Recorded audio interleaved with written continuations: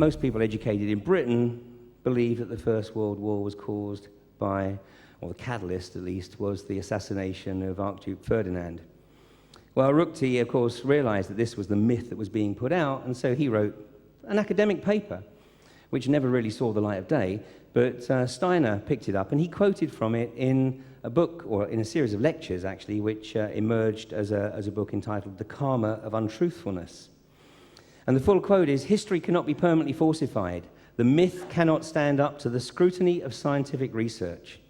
The sinister web will be brought into the light and torn to pieces, however artfully it has been spun." And I think that was extremely prescient. That was written in 1915. But let's take a look at some of the stuff that has occurred in the meantime. William Engdahl mentioned Zbigniew Brzezinski, and he was certainly quoting and paraphrasing Zbigniew Brzezinski during the course of his presentation. Now, I referenced Zbigniew Brzezinski in my AV3 presentation, and I referenced the book that Brzezinski wrote in 1969, published in 1970, called Between Two Ages, the Technotronic Era. And, I mean, although Brzezinski made a lot of extremely prescient observations in that book, one of the points that he made was that the challenge in the future was for governments to keep humanity locked into consumerist materialism and prevent them from finding out who they really are. So here's a guy, writing. He was in his 40s then. He's in his 80s now. He was in his 40s, and he was then making this observation. So he was obviously well aware that this was a threat to the powers that be way back then. Now, he's also, he was a protege of the Rockefellers, and he's the founder of the Trilateral Commission. He's the guy who identified Jimmy Carter, introduced Jimmy Carter to the Rockefellers. The Rockefellers funded Jimmy Carter's run for president. Now, he was out of favor during the Clinton years, so he went back into academia. But he was, during the Clinton years, whilst he was in academia, he was doing something else. He was nurturing one of his students at Columbia University. And that student was a guy called Barack Obama. Brzezinski had effectively nurtured Obama for 20 plus years. There's no accident that Obama comes into the White House. But in the Clinton years, Brzezinski wrote a book called The Grand Chessboard, where he talked about the geopolitics of the 1990s and the post-collapse of the Berlin Wall and the Soviet Empire. And he was making the observation that the US had never had a better opportunity to establish total domination. And he made the observation, he said, the public supported America's engagement in World War II largely because of the shock effect of the Japanese attack on Pearl Harbor. Now, he was making that observation because a little less than a year previously, Bill Clinton had gone as far as he probably dared to issue an apology. And that apology was made to the admiral, well, posthumously, made to the family of the admiral who was in charge of Pearl Harbor on that fateful day, December the 7th, 1941. And that admiral was Admiral Husband E. Kimmel.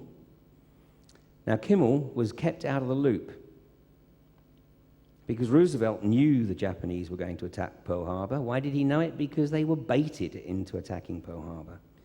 They were baited into attacking Pearl Harbor to give America the excuse to enter into the Second World War. And Kimmel's predecessor actually caught wind of what was happening because he was being kept out of the loop. And so he asked all the right questions and was quietly promoted away from the Pacific Fleet. Kimmel was put in his place, and Kimmel didn't ask the questions because he was really very sort of new in the job. And in the subsequent inquiries, he was accused of being a drunkard, an alcoholic. He was actually accused of hosting an orgy on the night of December the 6th, 1941. He was never allowed to attend any of the three inquiries into the Pearl Harbor attacks. He spent his life, and I have the documentation, he spent the rest of his life actually trying to find out who it was who made these accusations at the hearings. But he was never able to do so. So he died a broken man. But Clinton went as far as he dared in 1996 to offering an apology and saying that husband Kimmel was an all-American hero.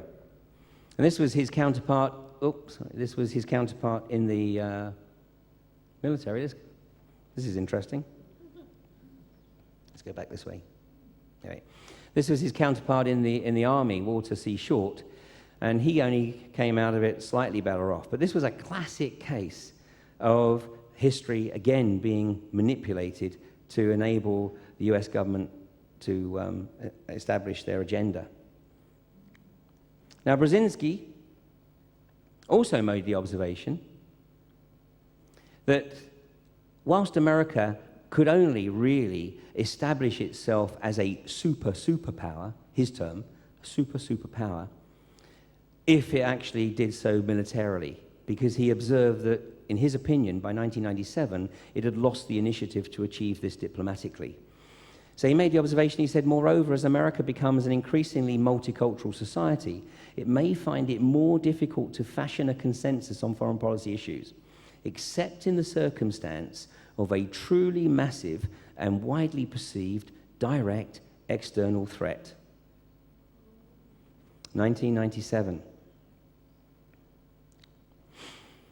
A couple of years later, there was a document produced titled Strategic Energy Policy Challenges for the 21st Century. And this was labeled as a report of independent task force sponsored by James A. Baker, the James A. Baker Institute for Public Policy of Rice University. Well, there's nothing independent about this at all, because James A. Baker III definitely ain't independent, and Rice University is an oil university based in Houston, Texas. But then, of course, the third party to this was the Council on Foreign Relations. And in this report, it said the American people need to know about this situation, i.e. the fact that they were allegedly going to need control of overseas oil to maintain their lifestyle. They need to be told as well that there are no easy or quick solutions of today's energy problems. The president has to begin educating the public about this reality and start building a broad base of popular support for the hard policy choices ahead. In other words, aggressive warfare. And as William touched on today, and I've been speaking on for the past 4 or 5 years now, the whole hypothesis of peak oil is a total political construct.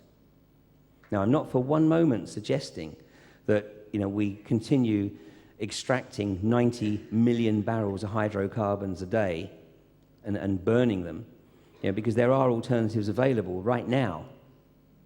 But this is the way in which the global economy is controlled and, of course, is taxed. Now, the Project for New American Century was also referenced by William Engdahl. This is a group known as PNAC. And PNAC published a report, which I'm going to reference in a second, but the members of PNAC are very interesting. Not least, this is the guy, John Bolton. I mean, this guy is a real piece of work. He was the PNAC chairman, and then he was appointed as US ambassador to the United Nations, and he immediately set about trying to hijack the United Nations and effectively make them ineffectual. But the other members of PNAC, I'm sure you're going to recognize some of these guys, huh?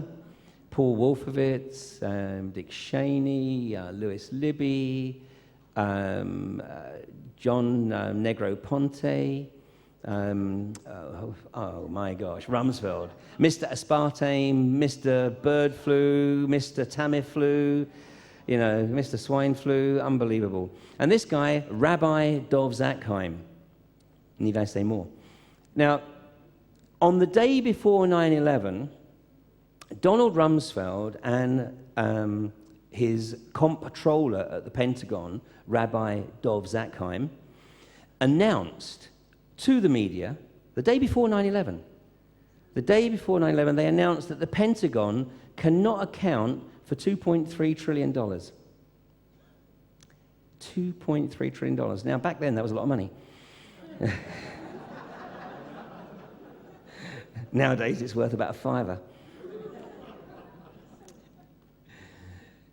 Now, normally, if you're in PR, you know that if you've got something that you need to announce, you have to announce, but actually you don't really want it to get mega media coverage, you announce it on a Friday. September the 10th was a Monday. So it's pretty much guaranteed that it would be in the media unless something else happened. But how could he have known? I mean, incredible, isn't it? But that wasn't the only remarkable announcement that appeared in the media the day before 9/11, because this one also appeared. It was a press release. And it appeared in the Washington Times. And it said, this is an extract from the full report, and it was a report issued by the US Army's School of Advanced Military Studies, i.e. some serious strategists. And in this report it said, Mossad are ruthless and cunning, having the capability to target US forces and make it look like a Palestinian Arab act. The day before 9/11. I suppose the only surprising thing is that the alleged perpetrators of 9/11 didn't have British passports. So I'm sure David Miliband would have obliged. Then, of course, in the Rebuilding America's Defenses document, which was the PNAC document, published in September of 2000, exactly 1 year before 9/11, there is a remarkable statement on page 51.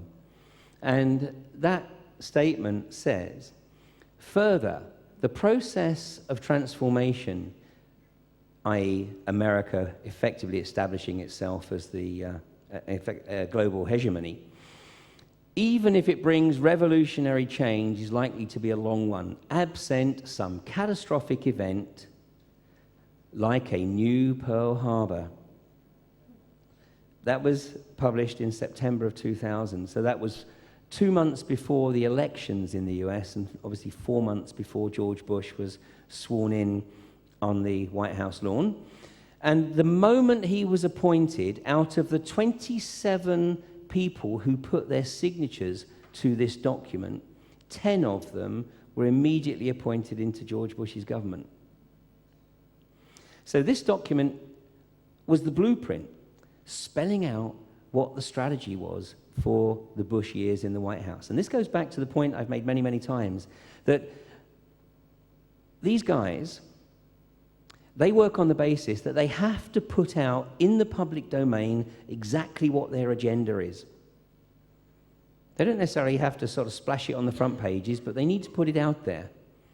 And then when there's no reaction, that is effectively a mandate to pursue that agenda. So, the onus is on us. They're telling us what they're going to do. The onus is on us then to challenge them. And of course, the following day, they got their new Pearl Harbor, the most brilliant piece of Hollywood theater, which is exactly what it was. It was Hollywood theater. And tragically, 3,000, just over 3,000 people lost their lives that day. But maybe some of those who allegedly lost their lives didn't. Because I have to tell you that I've taken a look at the passenger lists of the planes that allegedly flew into the buildings and the Pentagon and crashed in Pennsylvania. And the list of passengers is really quite remarkable. Because you'd expect to see a pretty cross-section of the business community on any plane. First of all, these planes are only about 30% full, which is very unusual at that time in the morning in the US. But many of these people were working for companies like Boeing, for Raytheon, for IBM, for Lockheed. Now, in the US, there is a law that allows the government to sequester their citizens who they believe to have unique skills that are essential for national security. Now, we know that the phone calls were a complete crock from the plane, and we know that there's a sound engineer who has done some analysis of the phone calls, and on one of the phone calls, allegedly, which was made, but didn't come from the plane, but when he raised the sound levels, he was speaking, I think it was to his wife, and she was explaining that they were on the plane and it had been hijacked. And then just before he hung up, he heard, or she hung up, What this sound engineer heard in the background was somebody say to her, "You did good. You did real good." And then the phone line went dead. So let's consider the possibility. Actually, those people who were allegedly on the planes weren't actually killed, but they were sequestered. And then once they were sequestered, they were given a choice. Yeah? You're dead. What are you going to do? Work for us in Black Ops? Or take the other option? But either way, you will never see your family again. And of course we say, surely they wouldn't do that. Oh, please, please, these guys are capable of anything. This is an interesting shot from 9/11. See this here? Looks like a warhead, doesn't it? Something plowed through the Trade Center. And actually in the next shot, I think you can see the signature. There's a trail here. It's not so clear on this shot, but there's a trail here, which is the classic signature of depleted uranium. So it was a depleted uranium warhead used to penetrate through the building. This was pure theater. This is like napalm, this alleged aircraft fuel. It was purely for the camera, because clearly burning outside the building, it's not doing any damage inside, is it? And yet, allegedly, the towers collapsed because of fires. We know that wasn't the case. But forget the Twin Towers for a second. This is of course, this is the point that really should wake people up.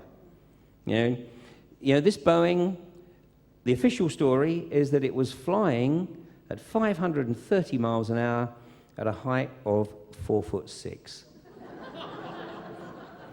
This is your captain speaking.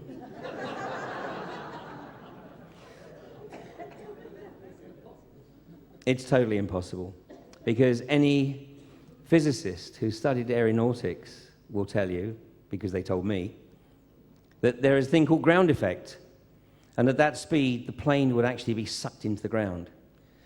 But as we see from the photographs from the Pentagon, the lawn wasn't touched at all. There's not a mark on the lawn.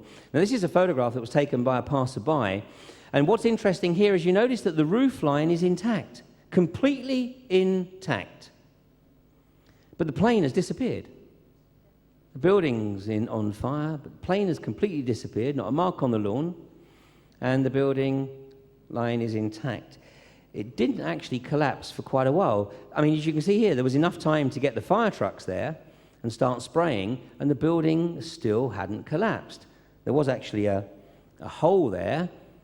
Here was the hole. The wings, the official story is that the wings folded back on themselves. Probably like Eddie the Eagle, So the wings folded back on themselves. Now, forgive me, but the power units for this plane were on the wings. So if anything, it would have been the engines that plowed into the building. It should have drilled 2 holes into the building. And they should have been the holes that drilled right through, as opposed to the fuselage, which in theory is the weakest part of the plane, and should have just crumpled. But, hey, we're told that this was a Boeing. This is the wreckage. This is the official picture that tells everybody that a plane crashed into the Pentagon. Right. Hardened steel, just disintegrated. Here's the shot about 25, 30 minutes later, when the roof of the building had indeed collapsed. And you can see still not a mark on the lawn at all. Let's, later on in the afternoon, people were being pulled out of the earthquake in Haiti after 3 weeks. Donald Rumsfeld ordered the demolition of the Pentagon at 4:30 in the afternoon on 9/11, stating that nobody could have survived. What did he know? What did he know indeed? And of course, here we have, the fire that you saw back there was so strong that it left this book untouched on a stool there. Really quite remarkable. History cannot be permanently falsified, but we're going to have a damn good try. Now, I've actually taken a look at the witness statements from around the Pentagon on the morning. And I've actually come to a conclusion that I think I can explain what probably happened. Because here is the official trajectory of the plane, and it dropped 4,000 feet as it turned like this. Now, Boeing pilots have said this maneuver is impossible. The G-force would have effectively either broken up the plane, but even assuming that the plane had survived, the pilot would have lost consciousness because of the massive G-force in dropping the plane with phenomenal accuracy. And what you've got to remember is these guys couldn't even fly Cessnas, but dropping the plane with phenomenal accuracy and drilling it into the Pentagon. Now, just behind the Pentagon, on the Potomac River here, is Ronald Reagan International Airport. Now, looking at the witness statements, what seems to strike me is that the people who were close up to the Pentagon all say things like what hit the Pentagon was a missile, a warplane, a fighter plane, a commuter plane. They all basically say that it was a small airborne vehicle that went into the Pentagon. But the people who were further away, the people who were sort of back here on the freeway coming into Washington that day and over here, all say they saw a plane, what looked like a United Airlines plane. Well, this is what I think occurred, and this has also been corroborated by a young guy at Oxford University who managed to get hold of the software for the black box. Now, they didn't actually provide him with the coding, but he was able to get that and work it out for himself. And he's actually established that from the official black box, the plane that hit the Pentagon was actually too high. It had to have flown over the Pentagon. So what I think happened is this, that a plane was on this trajectory. There it is, right? And the missile was perfectly timed to come in under that plane so that this happened. So the plane coming in to Ronald Reagan International Airport flew over the Pentagon at exactly the same moment as the missile slammed into the Pentagon, thus creating the illusion to anybody who was more than probably a couple hundred yards away that a plane had gone into the Pentagon. I mean, consider this is like what happens in films, isn't it? The plane crash. You don't actually see the plane crash. You see the plane coming down, it flies behind the sand dune, and you see a ball of flame. And your mind does the rest. Well, that, I think, is what occurred here. It's brilliant. It's absolutely brilliant. The coordination here was absolutely staggering. This is from USA Today, which I think was a couple of days later. And this was, of course, the propaganda telling everybody what occurred. And you can see here that basically in this schematic, they're saying that the plane drilled this hole through three parts of the Pentagon. And I love this, don't you? FBI agents conducted evidence sweeps in this area and picked up debris. Yeah, we saw the debris they picked up. They found only small parts of the fuselage from the Boeing 757. The black boxes from Flight 77 may have been found in this area. Total conjecture. But it's great propaganda because that's what the gullible masses will believe. I'm going to share some extracts from a document, and I will ask if any of you recognize the extracts or the document when I come to the end of the presentation, because these are extremely telling. This is from the document. It says, "An illusion. It will be so large, so vast, it will escape their perception. Those who will see of it will be thought of as insane." Now, some of you may be aware that there was a lady in northern New Zealand who was so incensed by 9/11, she did her own research, and she decided to do what many of us have done, which is to take her research out and share it with the wider public. So she was in Whangarei in New Zealand. I think that's how you pronounce it. And how'd you say it? Whangarei, yeah, that'll work. And so she gave this presentation. She advertised that she was going to give a presentation on 9/11, and she was arrested and sectioned. And she spent 5 days in a mental institution because she questioned the official version of 9/11. Well, she got 5 days before she'd even managed to give a single presentation. So on that basis, I'm due about 4 years. Those who will see it will be thought of as insane. The truth will be hidden in their face, so close they will not be able to focus on it until it is too late. Oh yes, so grand the illusion of freedom will be that they will never know that they are our slaves. When all is in place, the reality we will have created for them will own them. This reality will be their prison. They will live in self-delusion. When our goal is accomplished, a new era of domination will begin.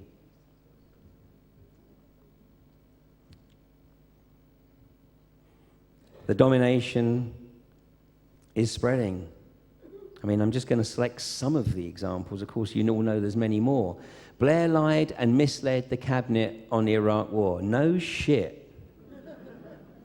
You know, wasn't there 3 million people who hit the streets because they knew that right from the outset? But, you know, this guy was so brazen that, you know, he just said, you know, these people hit the streets. Look, they're all going to go home. You know, it's a Saturday. They all feel good because they've come down to London. They've had a great day out. But, you know, they're going to go home and they're going to go back to work on Monday. All I've got to do is get through the weekend. You know, we have to learn to make our presence felt in this country like they do in South Korea in particular. You know, when the South Korean government tried to import growth hormone contaminated beef a few years ago, the people hit the streets of Seoul and refused to go home. And 3 days later, the number of people in Seoul had doubled. A few days later, it had trebled. And in the end, the South Korean government went back to the World Trade Organization and said, what do you expect us to do? You're crippling our country. And the people actually managed to prevent growth hormone contaminated beef coming into South Korea. But this is how the people have to react to regain the power. Protesting, you know, going down to London for a Saturday morning makes you feel good, but it's totally ineffectual. You know, Claire Short, of course, I mean, you know, at the end of the day, she protected her own skin. You know, so it's all very well for her to say Blair misled us, then took the UK into an illegal war to its eternal shame. She knew it. And she was about to resign from the cabinet, but Blair managed to sweet-talk her with the promise of a cabinet position. You know, if there was one real hero in this sequence of events, it was this guy. And he paid the price. You know, we still don't know who it was up that mountain with him. You know, who made the phone call? Because that's where this guy should be.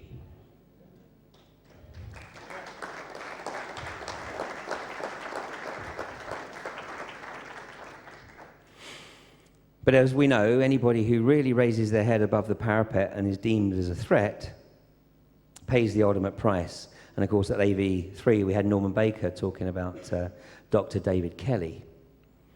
You know, this was brilliant. You know, the guy is an actor. He's way better than Obama because he learns his scripts. Obama can't function without the autocue. You know, this guy is good. He's very good. He fits the bill as described by Brian Gerrish on Saturday morning to an absolute T. And of course, not only did he use the opportunity to defend himself about invading Iraq, he used the opportunity to say, and next we need to go into Iran. You know, I mean, this guy has basically committed every offense that we were hanging people for at Nuremberg. This is aggressive warfare. You know, and I hope one day that this guy, I'm not suggesting for one moment he pays that kind of price, but I mean, he basically needs to see out the rest of his days incarcerated somewhere. You know, and this is Quentin Letts, messianic yet mellifluous, baron bellicose, the war guy in a beautiful suit. You know? just because he's not wearing a Mao suit or an Arabic scarf on his head. We say, no, this guy wouldn't do that. I mean, there was a headline in the papers a few weeks ago, I think it was maybe in early February, and the headline was, "Unleash Hell." And it was about the new attacks in the Helmand province. I thought, unleash hell, this is unbelievable. I mean, what if that was the other way around? What would the reaction be if it was put in the papers that the Afghani press or the Iraqi press had run, or the Palestinians had run a headline that said, "Unleash hell"?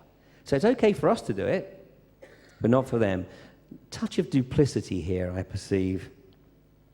But let's take another look at another quote from that document, because this is really quite interesting.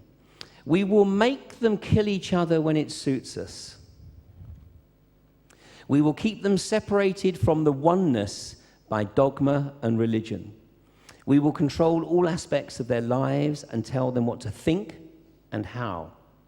We will guide them kindly and gently, letting them think they are guiding themselves. We will foment animosity between them through our factions." And to gasps from the gallery, Blair said we should be proud of the war. And by the way, we're ready to attack Iran because we've got the buggers surrounded. Ahmadinejad is regarded in Iran, by a lot of people as a hero, simply for keeping the US at bay. And I think I've mentioned before, once or twice, that the axis of evil, the countries that are regarded as part of the axis of evil, all have one thing in common. They are all free of debt from the World Bank. You control the people by getting them in, as I was explaining to somebody earlier today. Do you know what the translation of mortgage is? Death grip. Death grip. That's how you control the people, by debt. Everything that's occurred in the last few years has been about, the last 12 years, has been about getting people into debt. And this is about getting countries into debt. Look at what happened to Dubai. That was orchestrated. A few years ago, Sheikh Mohammed Al Maktoum looked as though he had a really good game plan, until he was persuaded to get involved in bullshit projects like building islands off the coast and making it look like a map of the world and a palm tree. Okay, thanks. We will recruit some of their own to carry out our plans. We will promise them eternal life, but eternal life they will never have, for they are not of us. The recruits will be called initiates and will be indoctrinated to believe false rites of passage to higher realms. Members of these groups will think they are one with us, never knowing the truth. They must never learn this truth, for they will turn against us. For their work, they will be rewarded with earthly things and great titles, but never will they become immortal and join us. Never will they receive the light and travel the stars. They will never reach the higher realms, for the killing of their own kind will prevent passage to the realm of enlightenment. This they will never know. So when you see in the media that Blair has raked in 20 million since leaving office, he is your archetypal capo. He is the guy who is used to control the masses, but he's not part of the inner sanctum. He is total ego-driven. It's the ego sociopsychopath. And then we see, this breakdown. I mean, I introduced this because this is from today's media, and of course, everything we've just heard from Robert Greene, and I've introduced in previous talks, some documentation that's come out of Germany and is still available in Switzerland, which effectively encourages incestuous paedophilia. What we're doing here is we're desensitizing our youth by introducing them to, as you see here, families hit by BBC filth. It's just completely outrageous. This is inside. Children as young as 5 are watching horrific post-watershed TV scenes of sex and violence at the click of a button because it's on iPlayer. I mean, is it any wonder that we've got young men of 18, 19 who go to work, they go into a hangar and they sit in a chair with a couple of joysticks and they're flying unmanned drones around Pakistan and annihilating their enemies. And to them, it's just like playing an Xbox game at home. It's completely desensitizing our youth. And it's the youth that we need to really think about protecting, not ourselves. You know, I mean, these guys aren't actually worried about us, other than the fact that we might just wake a few people up. They're not actually worried about us. The real target is the youth. We will focus their attention towards money and material goods so that they may never connect with their inner self. We will distract them with fornication. Now, this is a very interesting word, fornication, because fornication does not mean sex. Fornication means sex between species. That is the etymological background. External pleasures and games so that they may never be one with the oneness of it all. Their minds will belong to us and they will do as we say. If they refuse, we shall find ways to implement mind-altering technology into their lives. We will use fear as our weapon. Does any of this ring true? Funny, that. Now, over the next few weeks and months, we are going to see the real shit hit the fan. If anybody thinks there's been a financial meltdown, you ain't seen nothing yet. If anybody does have disposable or liquid assets, look very, very carefully at what you do with them. Because there is a game plan to completely decimate the financial independence of, let's say, the middle classes, but the financial independence of anybody. This is going to be caused either through massive inflation, maybe starting in the US, and then quickly following into Europe. All the signs are there. All the signs are there. I mean, we've got foreclosures in the US running at 25, 30% in some parts. There's tent cities in most of the major cities in the US, to say nothing of the likes of Detroit, which has just become an industrial wasteland.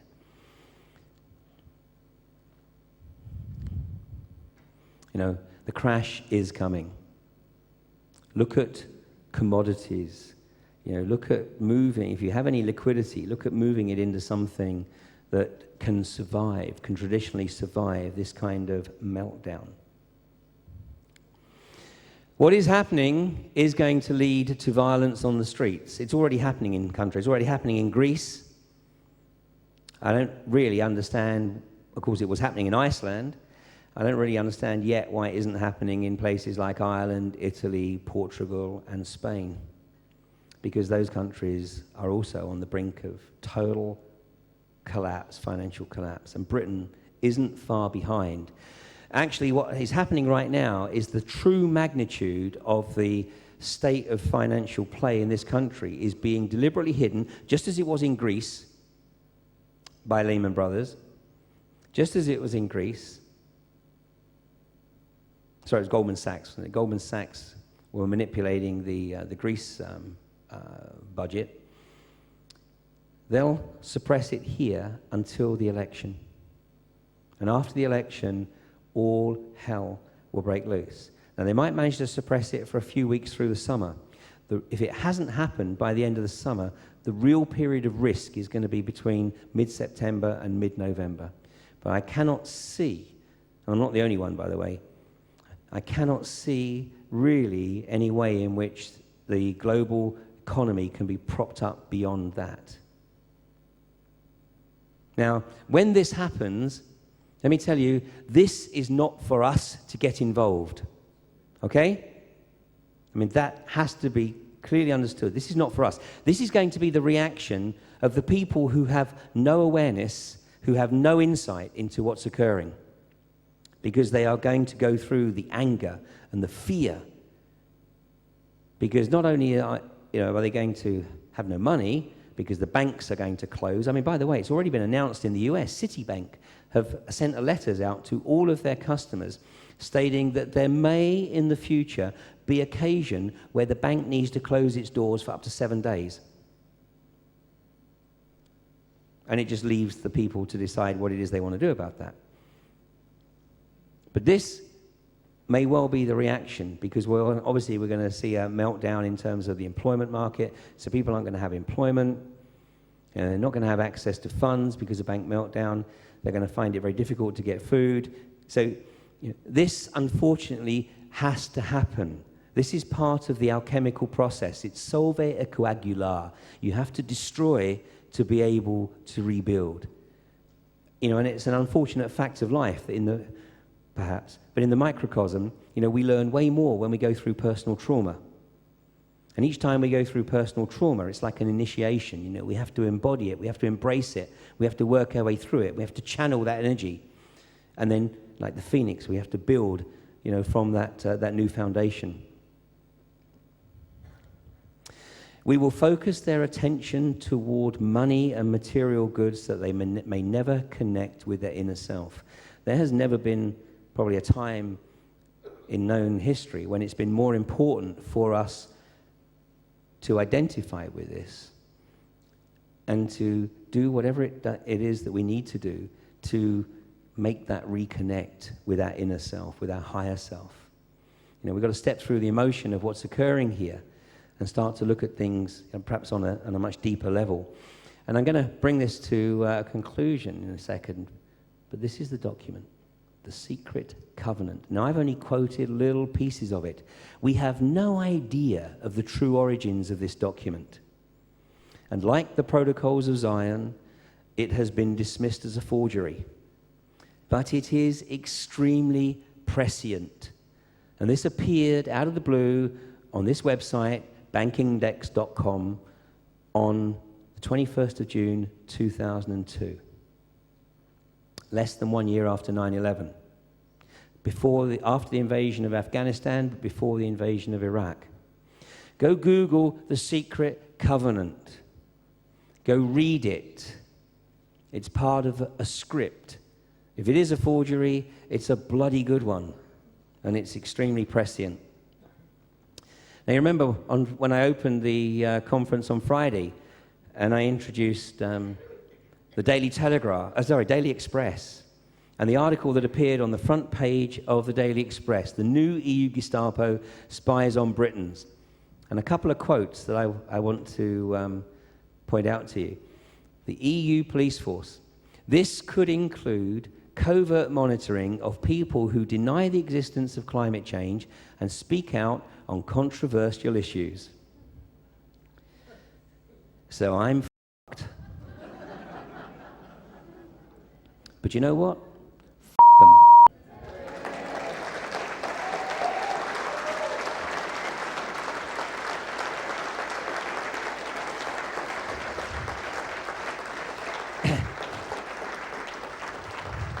But you know what I'm working on? I'm working on what I think is a pretty sound philosophy. I'm working on the basis that these guys need to wrap me and others in cotton wool. I should have a bloody escort. Because even if I meet with the most unfortunate accident, nobody's going to believe it. And my DVDs are going to sell better than Elvis records. And I'm reliant on you to make that happen. But I have no plans. But let's take a look at a couple of other examples here. Because it says, there is a real danger, this is a quote from Sean Gadd from the Libertarian Society. He says, there's a real danger that opposition to EU policies could make an individual liable to arrest. For example, get this, if Brussels adopts a hardline stance on climate change, it's conceivable that someone who broadcasts their skepticism of climate change may be accused of committing an environmental crime because they have undermined the EU's efforts to save mankind. I mean, never in my wildest dreams did I believe or think that I would ever see this kind of crap in the British media. And we still think we live in a free society. Come on. We are now on the threshold of a totalitarian state. But what gives me tremendous confidence is, just like at AV3, we were still talking about, the climate change and how outrageous it was that the agenda was being promoted. What happened 2 weeks later? The East Anglia emails were released, and Copenhagen was totally undermined. So, we are getting a lot of help.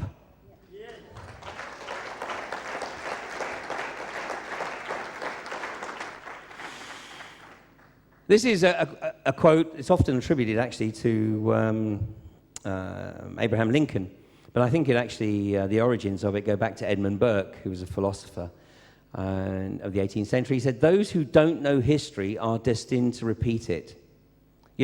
So the onus is on us to actually revisit what we thought we knew about history and actually get through the bullshit, through the official version of events, which, by the way, the US are trying to change because they've introduced legislation that all children's books printed pre-1986 have to be destroyed. I kid you not. And the reason is because the ink that was used when they were printed contains lead. So they have decreed in the US that all children's books in libraries, school libraries, homes, printed pre-1986 have to be destroyed. This is the sort of 21st century equivalent of the destruction of the Library of Alexandria.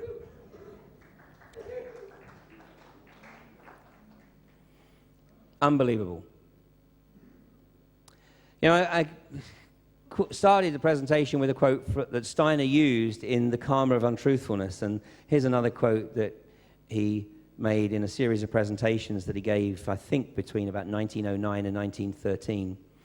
And he said, "He who would create the new must be able to endure the passing of the old in full tranquility." And I ask you to reflect on that. Because what that means is that we have to get beyond any kind of emotional attachment to the crap that's about to occur. We've got to be able to elevate ourselves beyond that and see that what's occurring is going to occur for a very good reason.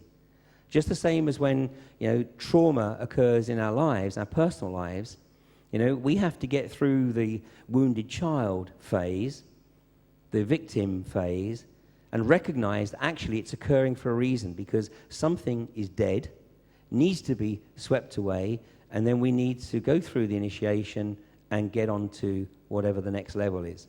And that's exactly what is occurring right here.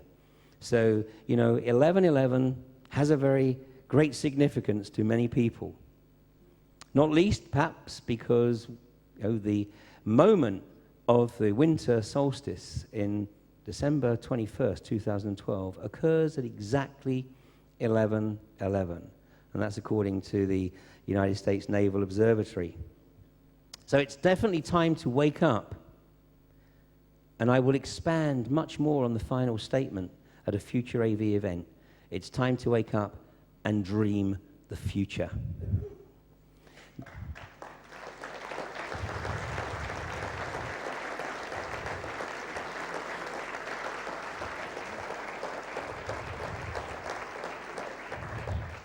Okay, now I'm going to close with something that was put on the board outside.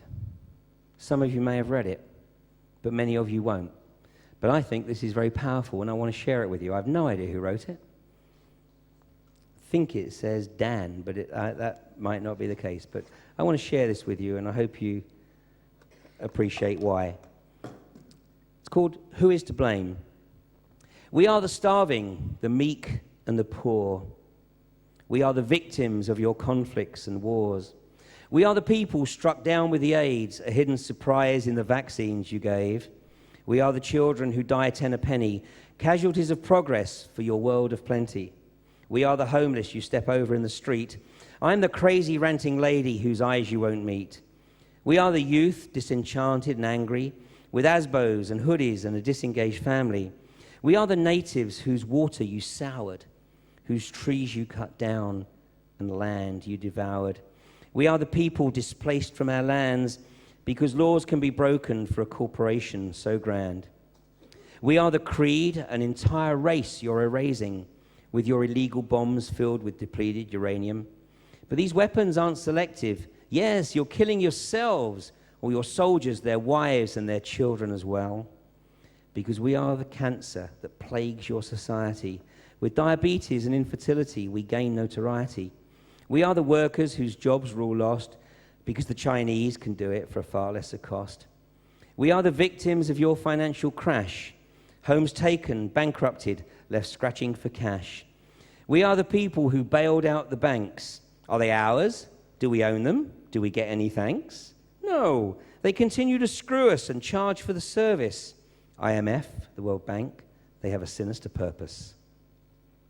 We're not pointing the finger or passing the blame. We don't want your guilt, your pity, or your shame. We don't want your money you're so eager to lend because we won't be indebted or slaved to your trends. We just want a playing field that's level and fair, to know the rules of the game and to have an equal share. We just want the freedom to live our lives as we please, to run our own country and to fish our own seas. So we'll print our own money and we'll choose our own leaders and we'll no longer stand for the bullshit they feed us. We'll grow our own food and make our own diesel and have no further dealings with your corporate evil. We'll take back what's ours, the banks and the trains, power companies, the roads, no more corporate gains. Your time, it's nearing through our struggles and pains because we, the people, we're tired of your games. Ladies and gentlemen, thank you very much.